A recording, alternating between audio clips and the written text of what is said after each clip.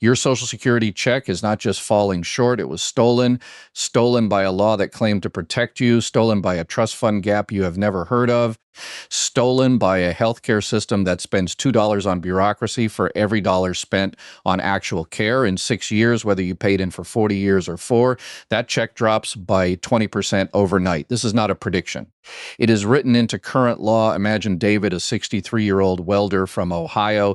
He spent 39 years in the same trade starting at 18. He has thick calluses on his hands and ruined knees from decades of working in tight spots. Every month, he gets $2,100 from Social Security. It pays his rent, buys his insulin, and covers birthday gifts for his grandkids.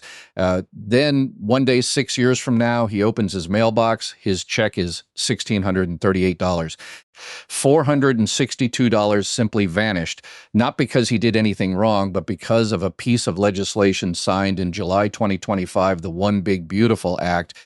It cut taxes for the wealthy and drew down the trust fund to cover the loss. This is not science fiction. It is spelled out in black and white in the June 2026 annual report from the Social Security and Medicare Trustees. The Old Age and Survivors Insurance Trust Fund, the massive pool that pays out retirement and survivor benefits every month, is projected to run completely dry by the fourth quarter of 2032. That is a full year earlier than last year's report predicted. Every single year, actuaries in Washington open the books, run the math, and tell Congress that another year of safety has disappeared. This exact routine is played out for over 20 years. Each report is more pessimistic than the last, and each year Congress slides the document into a drawer and pretends not to see it. So why did the timeline move up? Two major factors are driving this decline. First, birth rates are down and immigration has slowed. This was not a sudden shock. It is the result of a 15-year downward trend. Ever since the 2008 financial crisis, birth rates in the United States never truly recovered. Saddled with student loan debt and skyrocketing housing costs, millennials delayed marriage and children. Many decided not to have kids at all. Immigration is even more complex. Tighter border policies and post-pandemic adjustments kept net immigration far below what actuaries expected back in 2020. To put that in perspective, the total fertility rate in the United States sits around 1.6 today, while maintaining a stable population requires 2.1. That gap of 0.5 translates to trillions of dollars missing from Social Security models. This demographic shift works like a slow-acting poison on the system. It is not a sudden flash flood, but a steady drop in the underground water table. You do not notice the drop until the well brings up nothing but mud. Over the last 2 decades, every single revision to the actuarial models reflected downward adjustments in population growth rather than sudden economic shifts. Politicians cannot simply pass a law ordering young people to have more children, nor can they pass a bill making more people move here. All they can do is watch the numbers fall and try to figure out how to open the tap wider before the reservoir runs completely dry. That is why the pool of workers paying into the system is nowhere near large enough. The second factor is that very legislation with the reassuring name. It introduced a temporary extra deduction of up to $6,000 a year for seniors over 65. While it lowered the tax burden for older Americans, it cut off a major stream of payroll tax revenue flowing into the trust fund. Actuaries at the Social Security Administration ran the numbers. That single provision drains nearly $170 billion from Social Security over the next decade. The total 75-year funding shortfall surged from $26.1 trillion to $30.3 trillion. That is an increase of $4.2 trillion in a single year. To understand $30 trillion, consider this. That is roughly equal to the entire annual gross domestic product of the United States. Every worker in the country would have to hand over every cent earned in a full year just to cover that hole. Now, what happens when the pool goes completely dry? Under existing law, Social Security cannot pay out more money than it holds in its accounts. Once the balance hits zero, benefits can only be paid out from incoming tax revenue. That means every single person drawing benefits, whether retired, disabled, or receiving survivor payouts, faces an automatic 22% benefit reduction. This is not a proposal Congress needs to vote on. It triggers automatically. The law is explicit. The Social Security Administration has no discretionary power, no exemption clauses, taxes and no authority to stop it. The moment the trust fund hits zero, benefit checks shrink. A typical retired couple in 2033 would lose $18,400 a year. It is not a possibility. It is set in stone. You might assume politicians would do something to fix this. After all, they have known about the issue for decades, yet neither major party wants to move first. Republicans refuse to raise taxes, while Democrats refuse to trim benefits. So everyone watches the clock tick down from decades to years to just 6 years remaining. 6 years is the time it takes a newborn to reach the first grade. Meanwhile, the deficit sits at $30 trillion. To understand why lawmakers would rather watch the system collapse than take action, you have to look back. In 1983, Ronald Reagan and congressional Democrats revamped the system. They pushed the full retirement age from 65 to 67 and introduced taxes on Social Security benefits for the very first time. That deal was hailed as a triumph of bipartisan compromise that would keep the system solvent for 75 years. The commission led by Alan Greenspan pitched the plan by assuring the public that minor adjustments would keep Social Security safe into the middle of the 21st century. At the time, that sounded reasonable. The massive baby boomer generation was pouring money into the fund, creating huge surpluses on paper. However, those projections overlooked a fundamental flaw. Most of the money used to patch the system came from payroll taxes paid by baby boomers, not from true economic growth. That generation was so large that their contributions filled the pool to the brim, creating the illusion of a healthy, lasting system. In reality, it operated like a massive pay-as-you-go structure where new entrants funded payouts for those who came before. As long as the incoming generation outnumbers the outgoing one, the machine keeps running. But once birth rates drop and immigration slows, the entire engine shifts into reverse. Greenspan later acknowledged in his memoirs that he knew the structure was unsustainable in the long run.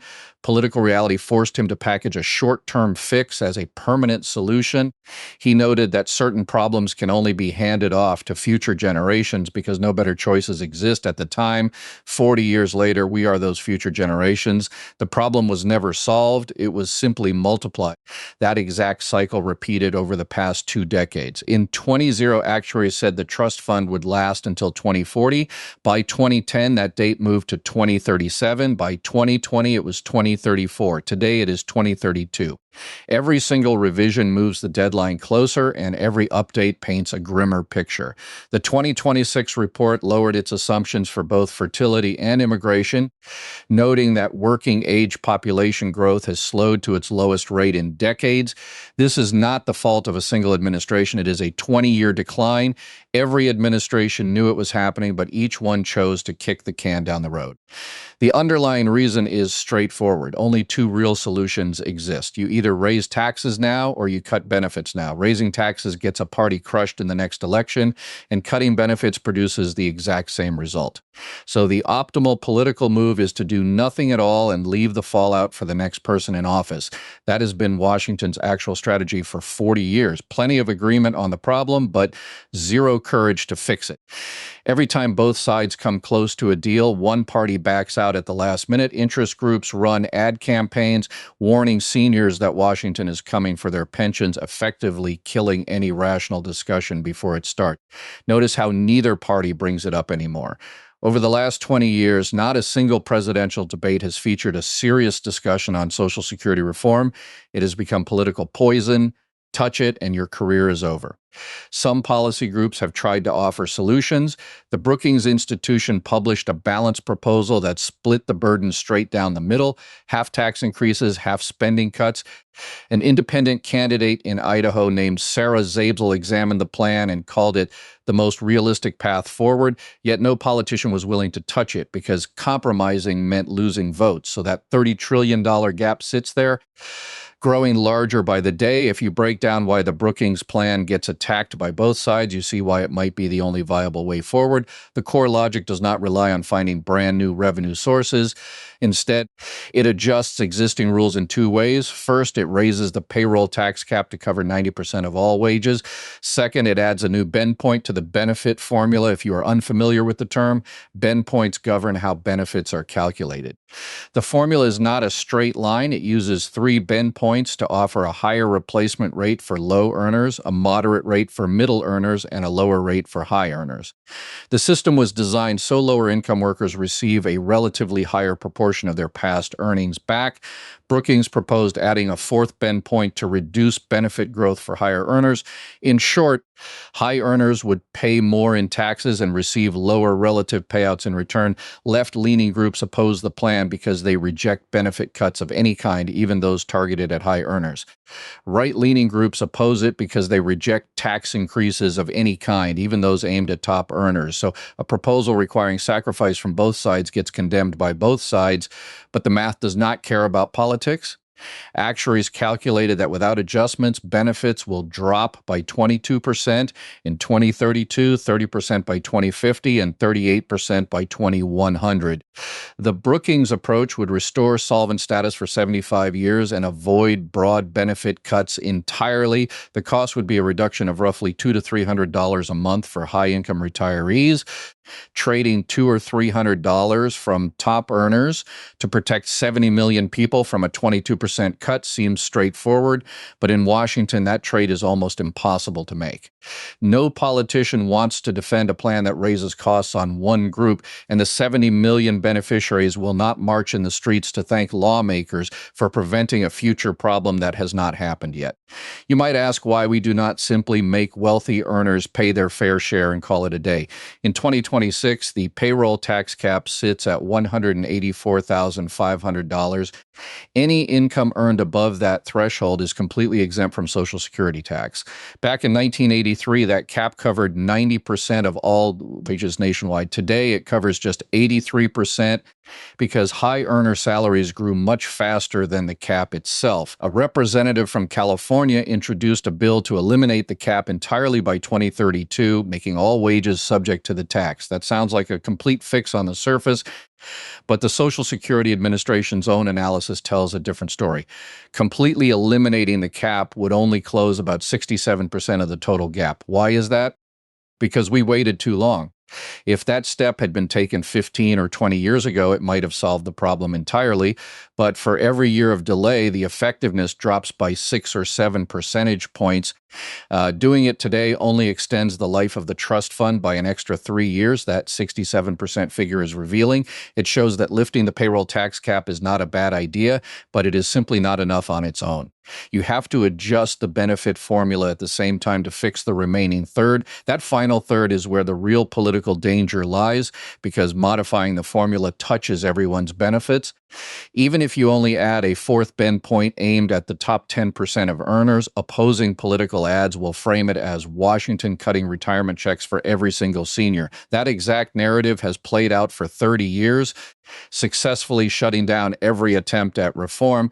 In 1999, when Bill Clinton and congressional Republicans neared an agreement on Social Security, a senior advocacy group ran $20 million worth of television ads labeling the proposal a betrayal of older Americans. The deal collapsed the next day. In 2005, George W. Bush tried to introduce personal accounts, only to be defeated by the exact same script. In 2013, Barack Obama and John Boehner came close to a deal, but political groups on the left and right launched ad campaigns accusing the other side of destroying Social Security.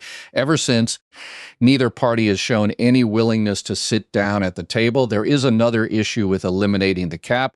The Tax Foundation calculated that a complete removal would reduce long-term GDP growth by 1.5% and eliminate roughly 1.8 million jobs. Why does that happen? If all wages are hit with a 12.4% payroll tax, the marginal tax burden rises for both employers and employees. For employers, hiring an extra worker becomes more expensive, leading to fewer job openings. For employees, taking home less of every extra dollar earned reduces the incentive to work more hours. That does not even account for tax avoidance strategies by high earners who shift compensation into stock options, fringe benefits, or deferred compensation to avoid payroll taxes altogether. As a result, actual revenue raised could fall far short of theoretical estimates. Back in 2010, the Congressional Budget Office ran a simulation showing that fully eliminating the cap would yield about 40% less revenue than actuaries predicted, simply because people change their behavior when tax laws shift. That is why relying solely on tax hikes fails from an economic standpoint. It sounds decisive, but real-world execution undermines the results. We delayed action for so long that painless options no longer exist. Every choice carries real pain. The only question left is who feels it and for how long. While Washington avoids these numbers, state governments are making drastic shifts of their own. In April 2026, the governor of Idaho signed a bill targeting Medicaid recipients making under $22,000 a year.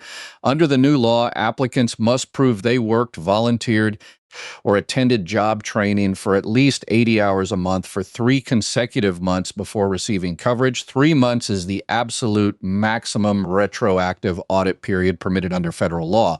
While most states require a single month of proof, Idaho pushed the rule to the legal limit. Consider what that means in practice. A cancer patient has to prove every 6 months that they are still working or actively training just to keep their health care coverage. That sounds exaggerated, but it is written directly into Idaho law. A 47-year-old woman named Tracy works as a cashier at Walmart and lives with diabetes. When she applied for Medicaid, she was required to prove she worked 80 hours a month for 3 consecutive months.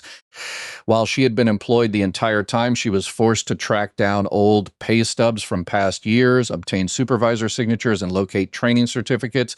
Exhausted by the process, she gave up.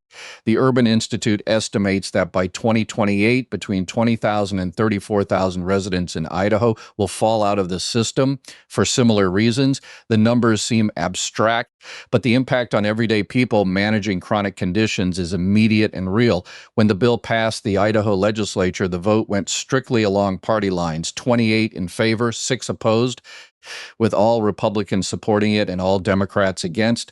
Proponents argued that Medicaid was meant for the working poor and that work requirements simply align the program with its original purpose. However, that argument overlooks the fact that voters in Idaho approved Medicaid expansion themselves. In 2018, a ballot initiative passed with over 60% voter approval.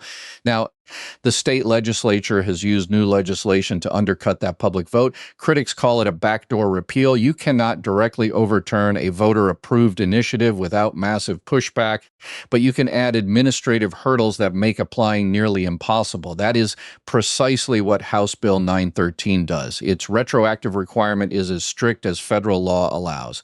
Indiana passed a similar 3-month requirement, but other states considering work rules, such as Nebraska, Kentucky, and Missouri, only proposed a 1-month window. Idaho and Indiana stand alone in pushing it to 3 months. The financial breakdown of these systems is even more striking. Georgia built a similar work requirement framework at a cost of nearly $80 million. Guess how much of that money went toward actual medical care for patients? Less than $14 million. Over 80% of the budget was consumed by system development, document verification, and administrative paperwork. Data from the Government Accountability Office revealed that Arkansas spent $24 million in less than a year on administrative costs alone. In short, states spend $2 on administrative oversight just to deliver $1 of actual care. Politicians regularly promise to eliminate government waste, yet the systems they create to monitor benefits turn out to be major sources of inefficiency. It is the equivalent of spending $2 on a security guard to watch a $1 carton of milk. This administrative burden deserves close attention because numbers alone do not show the full picture. $80 million is a massive sum. The entire annual budget for Idaho's Medicaid expansion sits around $100 million. Georgia spent almost that much just constructing a verification system to track worker hours. That money could have paid clinic bills, purchased insulin, or covered dialysis treatments. Instead, it funded consulting contracts, IT infrastructure, and third-party call centers. Medicaid used to operate with some of the lowest administrative costs in the American healthcare system, running about 40% cheaper per person than commercial insurance. Introducing complex work requirements injects high-cost bureaucracy into a streamlined model. It compromises efficiency, allowing critics to point to the resulting delays as evidence that public programs do not work. That cycle has played out repeatedly in American healthcare policy. Make a system overly complicated, watch it struggle under the weight of paperwork, and use the failure to justify cuts or privatization. When Arkansas implemented its system, 18,000 people lost coverage in less than a year before a federal judge halted the program, yet states like Idaho continue down the same path. State health officials claim that most recipients already meet the work threshold. But meeting a requirement and proving you meet it are two entirely different things. Continuous paperwork creates a quiet filter that impacts those least equipped to handle bureaucratic hurdles. Think of a single mother working irregular shifts in a restaurant kitchen. Her hours vary week to week, and her employer might not provide digital pay stubs. Asking her to prove 80 hours of work every month for 3 consecutive months requires time and resources she may not have. If she misses a deadline or fails to gather the required signatures, her coverage terminates. She does not lose health care because she stopped working, but because she could not navigate the paperwork required to prove it. Idaho's Department of Health and Welfare noted in an initial review that out of roughly 83,000 Medicaid expansion participants, 68,400 already satisfied the work requirement. That left 14,600 people, or 17.6%, who needed to submit extra proof. The state presented this as a minor step, assuming participants would simply hand in the paperwork. Yet history shows that document submission requirements cause large numbers of eligible people to drop off the rolls. In Arkansas, low-income workers who were actively employed lost coverage simply because they missed a filing deadline or could not get their employer's human resources department to process the paperwork in time. A single day's delay in paperwork means immediate termination of coverage. The group most affected by these rules includes temporary workers, part-time employees, and seasonal farm laborers. These workers rarely have dedicated human resources departments or electronic pay records. Their employment history is fragmented and often settled in cash. Forcing them to produce 3 consecutive months of formal hour tracking is far more difficult than it would be for a corporate employee with standard pay stubs. Yet these are the very individuals who rely on Medicaid the most. This trend is expanding at the national level. In June 2026, the Congressional Budget Office released an assessment estimating that if every state adopted work requirements similar to Idaho's model, roughly 2.5 million Americans would lose Medicaid coverage by 2030. This is no longer isolated to a single state. It is a growing national template. Legislation in Nebraska entered public hearings in the fall of 2026, and the governor of Kentucky indicated intent to sign a similar bill. If this pattern continues across more states, the impact will extend far beyond Idaho's initial 20,000 residents. 2.5 million people is a population larger than the entire city of Houston. While Medicaid faces new restrictions, major shifts are also hitting Medicare food card benefits. You have likely seen commercials featuring an actor in a kitchen claiming the government provides $6,000 a year for groceries. Many wonder why their own relatives never received those funds. The plans behind those advertisements are dual eligible special needs plans, or DSNPs. They are specialized Medicare Advantage plans built for low-income individuals who qualify for both Medicaid and Medicare. They offer significant extra benefits, including allowance cards for healthy food, over-the-counter health products, utility assistance, and transportation credits. However, the rules shifted significantly on January 1st, 2026. The Value-Based Insurance Design Pilot Program, known as VBID, which allowed insurance companies to distribute food cards with minimal restrictions, was officially ended by the Centers for Medicare and Medicaid Services. The program had grown too expensive, costing $23 billion in 2021 alone. With VBID phased out, insurers wanting to offer food card benefits must operate under a different framework called Special Supplemental Benefits for the Chronically Ill, or SSBCI. The core rules have changed. Previously, low-income status was often enough to qualify for a food allowance card. Under the new guidelines, qualification requires a documented eligible chronic condition, such as high blood pressure, diabetes, or cardiovascular disease, a doctor must officially verify the diagnosis before any food allowance credits are issued. Starting in 2026, this verification requirement applies industry-wide. Without documented medical verification, no food card benefit is issued. If you are in relatively good health and only have a low income, those high-value food card offers no longer apply. The benefits have not disappeared entirely, but eligibility standards are far stricter. United Healthcare notified members that following the end of the VBID program, members must have a qualifying chronic condition on file to use credits for healthy food purchases, even for individuals with a qualifying condition.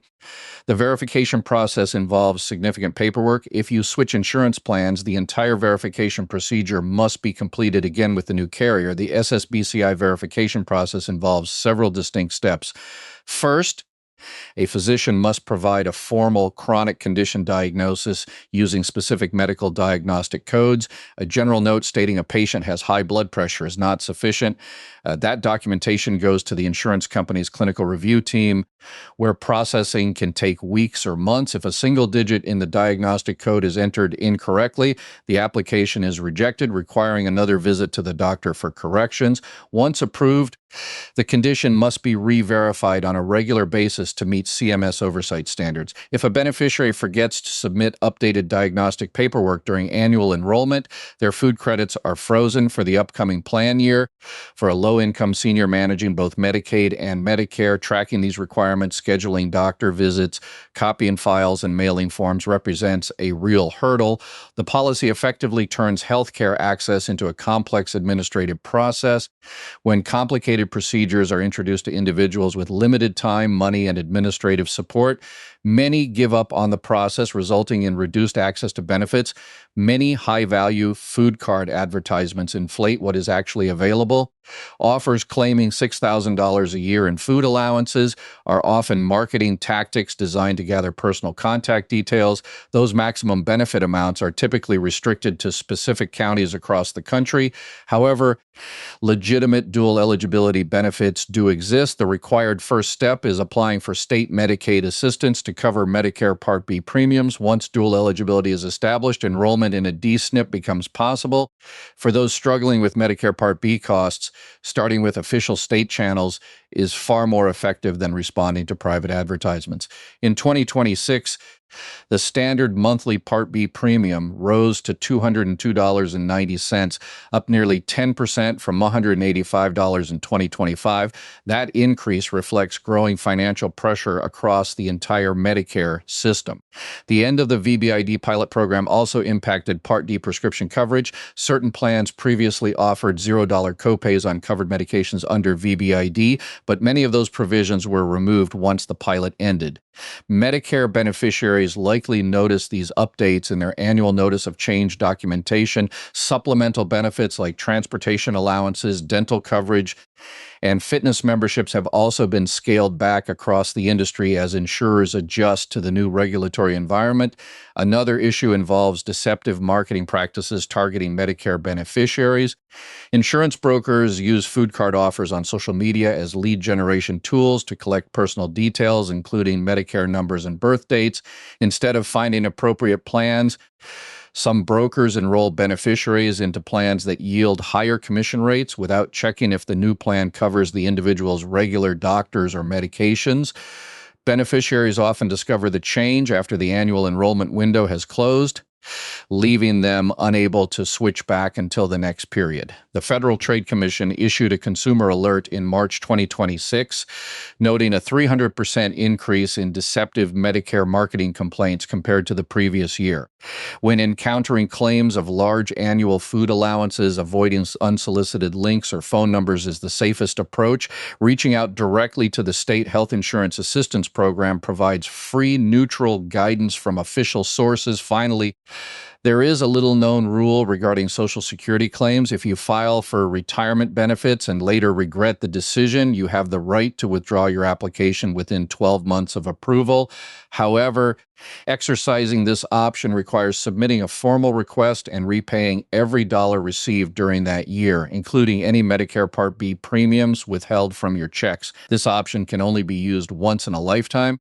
This rule is primarily used by individuals who filed early at age 62. 62 due to job loss, illness, or immediate financial need, but later realized that waiting until age 67 or 70 would yield a significantly higher monthly payout. If an individual has the means to repay the initial funds, the withdrawal effectively acts as an interest-free loan from the government for 1 year, allowing the recipient to reset their claim at a higher future benefit rate. For example, if a beneficiary receives $2,000 a month for 12 months, that equals $24,000. Adding monthly Part B premiums of $203 brings the total repayment to over $26,000. That full amount must be repaid in a single lump sum within the 12-month window. Navigating a benefit withdrawal involves several critical details that are often overlooked. First, withdrawing an application does not just require repaying individual benefits. If a spouse or child received dependent benefits based on that earnings record, those payouts must also be fully refunded, raising the total lump sum significantly. Second, the process requires submitting Form SA 521, receiving official confirmation from the Social Security Administration, and completing the full repayment. The withdrawal is not complete until all funds are returned in full. If repayment delays push the process past the 12-month deadline, the withdrawal request is canceled. Third, there is no required waiting period before reapplying. Once the repayment clears, a new claim can be filed immediately based on the applicant's updated age. Finally, this 12-month withdrawal option applies to spousal and survivor benefits as well as standard retirement claims.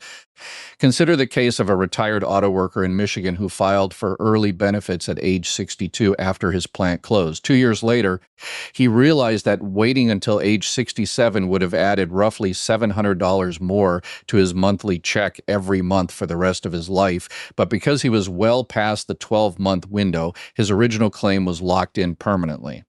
Had he known about the rule during that first year, borrowing the funds to complete the repayment would have yielded a far higher lifetime return. Waiting 5 extra years to secure an additional $700 a month adds up to $42,000 over 5 years and over $168,000 across a 20-year retirement. However, executing a withdrawal carries financial risk.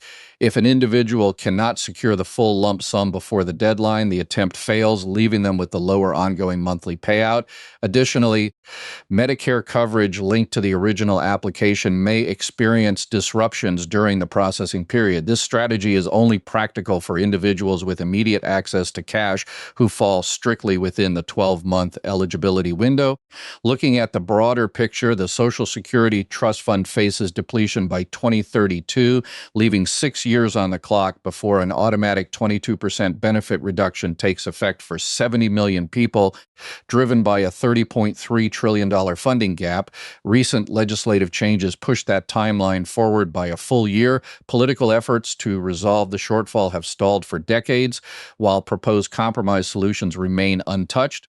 At the same time, state-level changes to Medicaid work requirements mean that significant administrative spending is directed toward oversight rather than direct medical care. Meanwhile, Medicare food card allowances have been restricted under new federal rules requiring verified chronic medical conditions. These shifts directly impact personal retirement planning, healthcare access, and long-term financial stability. Understanding how these policy decisions operate is essential for navigating the changing landscape. What are your thoughts on how these programs should be managed moving forward? Share your perspective in the comments below.